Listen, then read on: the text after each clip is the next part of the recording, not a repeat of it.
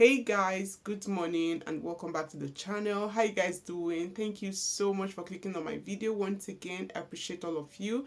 So it's a quick update. I just want to be brief with this. I hope it doesn't come out too long, but yeah, I'm going to try my possible best to be as brief as possible. So today I have an update for you guys. I'm here to share with you guys everything that has been going on behind the scene. Most of the time we share only pretty videos, the beautiful parts of our lives, the good times, and all of those good stuff. But now, or today, I'm here to share with you guys everything that's been going on behind the scene that you guys are not aware of. And I feel before coming to share this, I thought about it thoroughly and I came to a conclusion that why not? Let me just share with you guys. I just feel that somebody might learn something from this. So that's why I've decided to come share with you guys, okay? So back in December, in one of my vlogs, I shared with you guys that Michael had adenoid and tonsils. So we went to the hospital and, I shared that part already. After that part, we've been going to the hospital back and forth, back and forth. The hospital said to us that they had so much children. They had a lot of kids on the same list, so that we have to wait. And 6 months is just a lot of time to wait, okay, for something as urgent as this. What they also said to us was that they had shortage of doctors because a lot of their doctors are jackbuying. Obviously, it's not only Nigerian doctors that are jackbuying. Underpaid doctors here too are looking for somewhere better, okay, to go work so they can get paid properly. So we kept on going back and forth, and finally, before we traveled, we were able to travel for our Christmas vacation because, we were kind of or sort of relieved when they announced to us that okay, they are going to call us before the end of the year or the beginning of the new year 2024. So since then we've been waiting, okay. I've been to the pediatrician severally just to keep him on check and all of those good stuff. What I needed to know also was how dangerous it was, okay. I'm not going to tell you because they found it really very difficult to explain to me because I kept on pushing, asking how dangerous is this thing. Many of the time, most of the night, I was awake watching over Michael because Michael was struggling with breathing.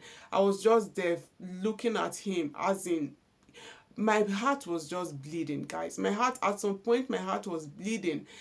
Some nights I don't sleep at all. I just watch over him just to make sure that everything is going on fine, just to make sure that every once in a while I move him so that he can breathe well. Oh my goodness, it's been a terrible and horrible experience that I don't wish on anyone.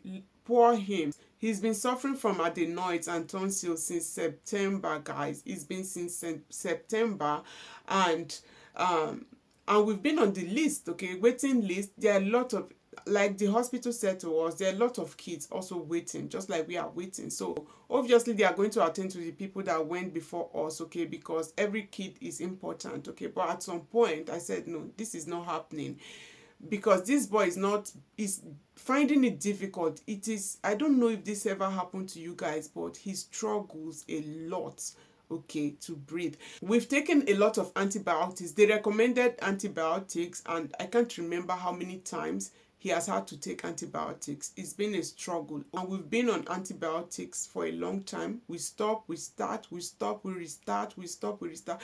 It's been so crazy, guys. So guys, this is why Michael has been at home for a very long time. So at some point I decided to send him to the nursery and he came back with flu. Each time I send him to the nursery, he always comes back with flu. I said to the teachers that this boy is not feeling fine, okay, so they will be aware of what's going on. I explained everything to them.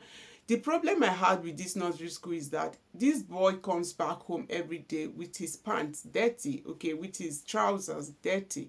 When I ask him, why are your trousers dirty? He always tells me that they go to the garden to play. I tell you, na say pikin not well, you still allow him to go to the garden to play. I told them categorically. I practically called each and every one of the teachers to let them know because sometimes this one will say, oh, that one did not tell me, the other one did not tell me. Okay, I called everyone to let them know that this boy is not feeling fine, but they still allow him go to the garden to play. So at some point I said, no, let me just keep him at home. I'll watch over him and, so that's why he's been at home since, like, I sent him to school at the beginning of this year. I sent him to the nursery at the beginning of this year, but for a very long time now, he has been at home for these reasons. Also, I just want to keep him at home and watch over him closely.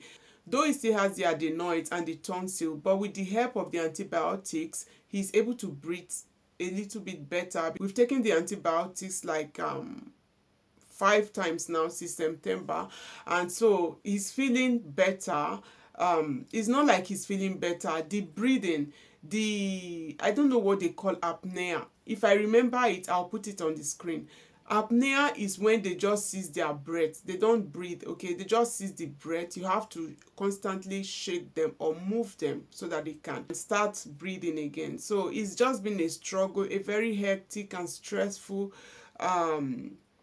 period for us, okay? Because even himself not sleeping at night, you know how it is when you don't sleep at night. I'm not even bothered about me because I'm used to it already. I thought when he was little I was not sleeping, but now I can't even remember the last time I had a good night's sleep. Though I'm not bothered about me, I'm more concerned about him.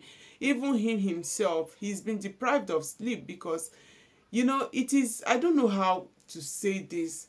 It is really difficult to sleep well when you have adenoids. So I can't imagine the kind of stress he's been going through these past months, and it's been very painful to watch or to experience. So now the good news is that they've given us a date. Awesome. Sometime last week, the doctor from the hospital called me and said that we have a date, and that is so amazing. But before the day of the intervention, they normally invite parents to, educate them on what to expect and what not, on the do's and don'ts. And one of the don'ts was that if he has cough or catarrh, they cannot operate on him. I said, oh my God. And actually, they called me like last week, and the week before the day they called me, I sent Michael to school and he came back with catarrh and cough. Okay. So I'm also participating, like you guys can tell from my voice that I have something as well. So we should make sure that he's cough free and catarrh free on that day. And oh my God, when they said that to me, I said, God, God, God, why did I send him to the nursery school? Why? But at the same time, before the day of the intervention, they actually invited us, which was 2 days ago, to the hospital to educate us on what to expect and what not to expect, on the do's and the don'ts and everything. So the doctor we met there visited him and gave us another treatment, okay, antibiotics again. So we are on the antibiotics at the moment, and I just hope this catarrh and cough goes away before that day. God, because we can't wait for this long and not be able to do the intervention, guys. It's going to be, I don't know. I'm tired of seeing him suffering. So it's just breaking my heart. It's heartbreaking. It's terrible.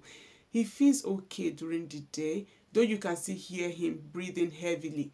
But at night, it gets worse, guys. It gets really worse at night. So it is something I don't wish on anyone. It's not a nice thing. It's not enough that he has adenoids. He also has tonsils. So the two parts where breathing passed through is blocked. Just imagine how that is, guys. I remember those days when we were little, when you are snoring heavily. They'll say, this one is snoring too much. It's not normal, guys. If your kid is snoring heavily, take them to see a pediatrician or go to the hospital. Okay, so it's not normal.